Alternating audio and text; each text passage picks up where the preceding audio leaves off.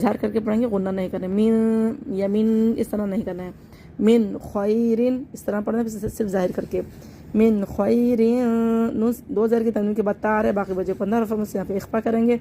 من خیرن تجدوہ، ان کو سب کو جلدی پڑھنا ہے اور واو مدہ کو کھینچ لیں گے، واو ساکن سے پہلے پیش ہے، اس کو کھینچ لیں گے.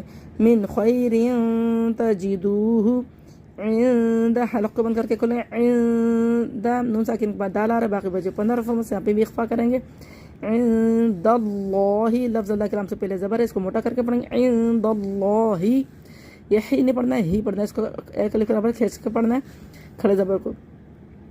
پیچھے سے پڑھیں گے وَمَا تُقَدِّمُوا لِأَنفُسِكُم مِّن خَيْرٍ تَجِدُوهُ عِندَ اللَّهِ، یہ ہوا نہیں کرنا ہے، ہوا پڑھنا ہے. ہوا خیرًا، خیرًا نہیں پڑھنا ہے، خیرًا دو زبر کی تنوین کے بعد واو آ رہا ہے، یہاں پہ ادغام مع الغنہ ہوگا، یہاں کے غنے کے ساتھ ملا کے پڑھیں گے، غنہ بھی کریں گے.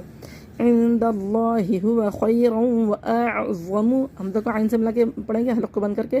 واعظم، وا کو موٹا پڑھنا ہے، واعظم زبر ہے یہ.